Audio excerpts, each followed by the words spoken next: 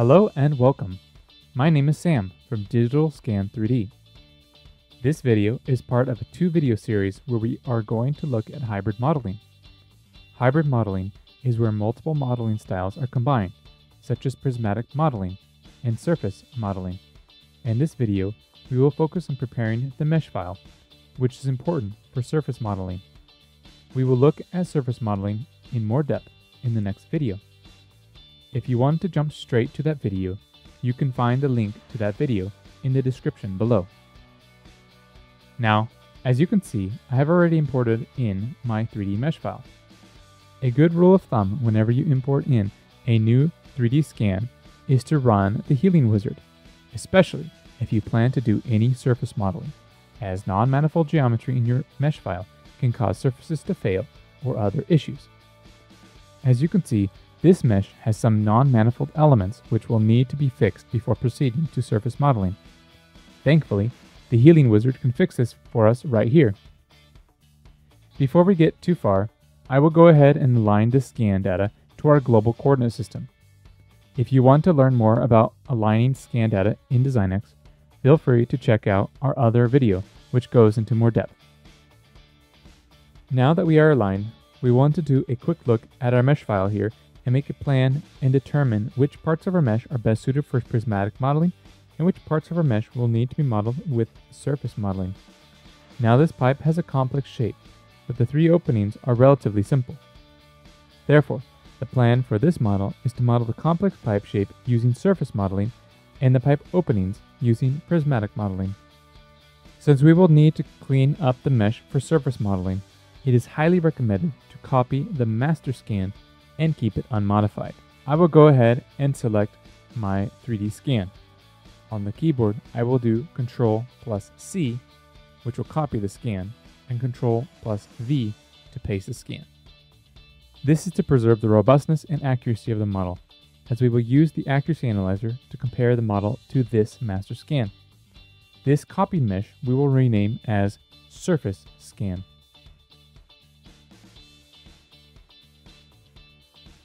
The initial scan we will rename as master scan.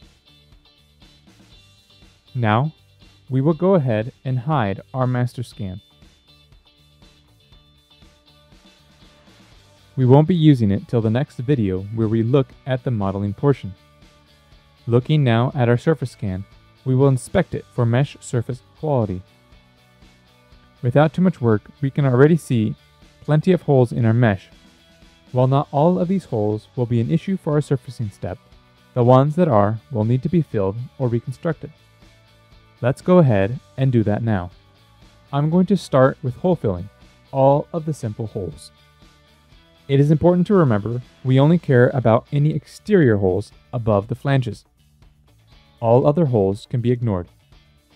Once the main holes are filled or reconstructed, we will delete these flanges in order to extend the surface scan mesh. Now that all the simple holes have been filled, we will go ahead and try to reconstruct some of these larger holes here. For some of these larger holes, it's easiest to just create a bridge and then fill in between.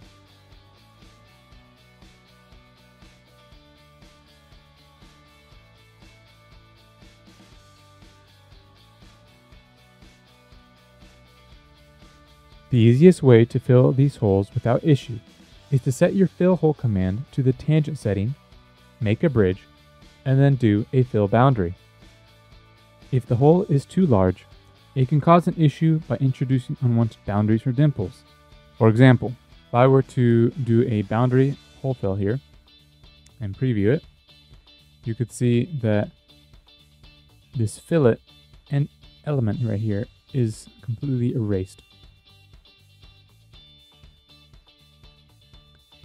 So that's why we recommend using bridges to help break down your area and then do a boundary tangent hole fill to get a better result in smaller areas at a time.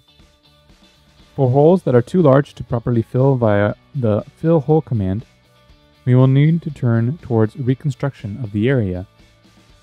This will involve making a simple CAD model of the missing area, converting it to a mesh, and combining it to the existing mesh. Then using the fill hole command to join it fully. As you can see right here, this hole is too large, and if I were to do a bridge command right here and try to bridge this gap, it's too large of a distance and it does not bridge correctly. So we are going to do a reconstruction.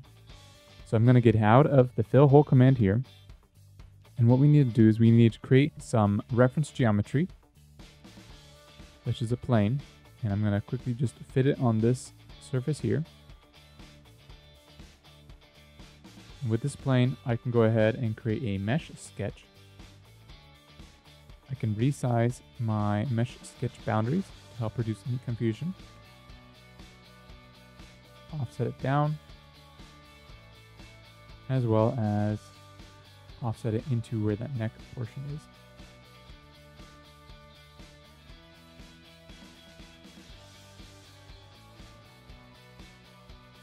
Now I can hide my meshes, and I can see right away I have a little bit of a bulge going on here as well as here. So I cannot use accurately the entire circle of the outside. Instead, I want to find the arc center of that bulge. If I select a little bit on both sides, I'll be able to see where that arc is and where that center point is. I can accept that fitting, and I can add a line roughly to the center of that arc. With this line, we can use the line and this point to create a plane, which we will use to revolve. So I'm going to go ahead and now create a reference geometry plane, select that point, and select that line. And here we have a plane at that point. We can now use this plane and create a mesh sketch, and this time switch to rotational method and choose the arc as our rotational axis. Now we can rotate this offset to find roughly where that fillet area is. We can once again resize this to help reduce any confusion about where we want to model. And I will also reverse that offset to try to find information on the other side as well.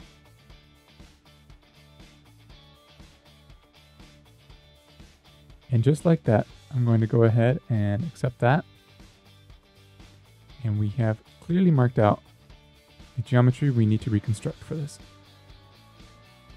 So I'm going to go ahead and create a 3-point arc to fit in that area.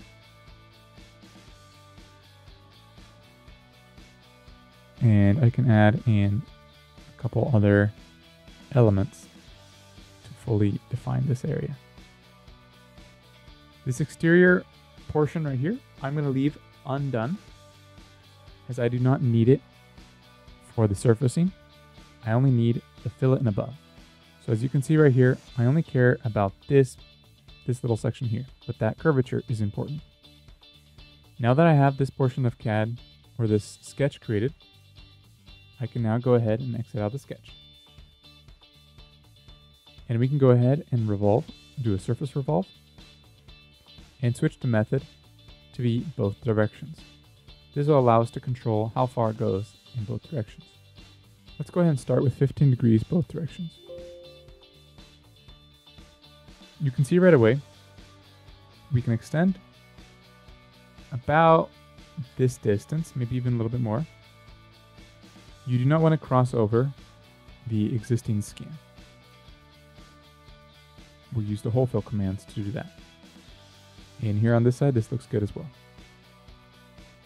And with that, we can go ahead and accept. Now, to get the proper normal direction of your generated mesh, you need to make sure that the normal direction of your CAD bodies is correct as well.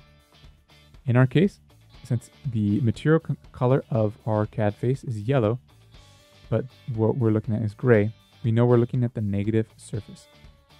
So to fix this, we can go to reverse normal and select our surface body. Now you can see the color has changed to yellow. Now, let's go ahead and go to our Polygons tab and choose Convert to Mesh and select our Revolve. I'm going to leave the quality at low. I'm going to preview it. The reason why I previewed it, I want to see the rough mesh density of my surface scan and the rough mesh density of my reconstructed mesh. As long as they are roughly the same size, we are good. For an example, if I were to switch this to higher quality and previewed it, you can see the mesh density is much tighter. This would not work for us. So once again, I switch to the quality to low, and I preview it, and just double checking the mesh density of my existing scan to that of my reconstructed mesh. And with that, I can say OK. And now that we have a reconstructed mesh portion, we can delete all of that CAD features that we used to generate that. Now, in our Polygons tab, we can merge those two scans, selecting our surface scan and Revolve one, and say Combine.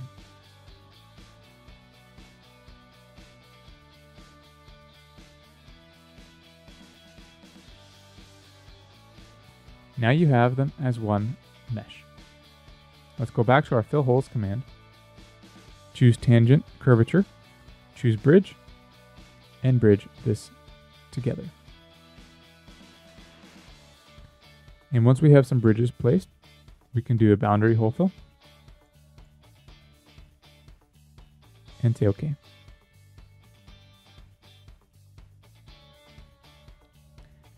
To fix a little area like this, we can just do a defeature of that area. And just defeature that lip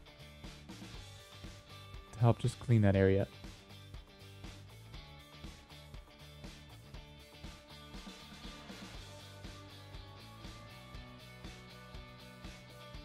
We will now continue to clean up and prepare the surface scan mesh in preparation for surface modeling. What I want to do now is to clean up anything which will interrupt the flow of the mesh. On top of the pipe is a little casting flash, which we will just use the defeature command. The flanges can also be deleted as well. So coming into our sides here, we can make sure our select through is turned on. See where our fillet begins, and just select all of that and say delete. And repeating that for the other two flanges here. And finally, as we only want the exterior, we can go ahead and remove all of the interior meshes as well. And to just make sure we have everything interior selected and nothing else, we can select the exterior, do Shift-I, invert that selection, and say delete. To properly merge the surface model we are to make later, we will need to extend the surface scan mesh to intersect with the flange area of the master scan. So if we turn on the master scan just briefly, you can see where our boundary is here, and we will need to extend those down to be inside of the flange.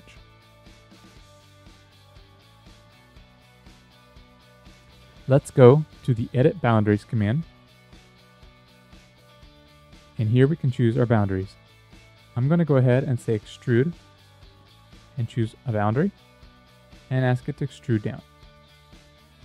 If you need to, you can turn on the master scan file to just verify and make sure that it's going to intersect with that flange. I'm going to extend it just a little bit further. We can preview that. We can hide our master scan as well. Say OK. Deselect that boundary, go into the next. Now that we have extended these boundaries to intersect with the flange's volume, we can now go ahead and clean it up a little bit further. What I'm going to go ahead and do now is I'm going to edit boundaries. I'm going to switch it to the smooth command, and I'm going to select each boundary and just smooth them. In fact, you can select all three boundaries at the same time and just smooth a couple times. Now what we can do is, to help clean it up a little bit further, is we can go ahead and run a smoothing function. I'm going to set it to a medium level of smoothness and say OK. Next, let's go ahead and run a global remesh. I'm going to leave the edge multiplier the same and say preview and say OK. Oftentimes, this will edit our boundaries just a little bit with the remesh. So we can just turn on our master scan and verify our boundaries are within that volume.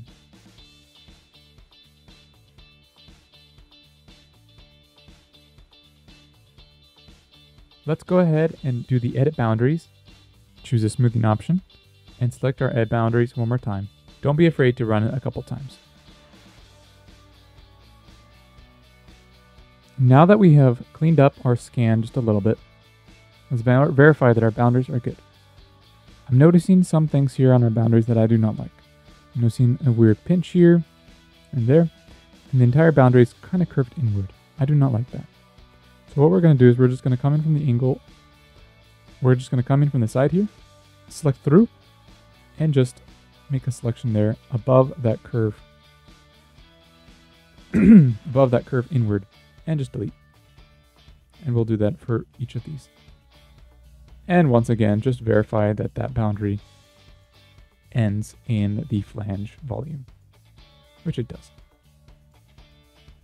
One last step, we can go ahead and just smooth those boundaries one last time. And I noticed that there's a little triangle here. These triangles we can clean up with our healing wizard. So open up healing wizard. You'll notice these dangling polyfaces. There's two of them. And so we have one right here. We can just run the healing wizard and that'll clean that up. And with that, we have a clean mesh ready for surface modeling.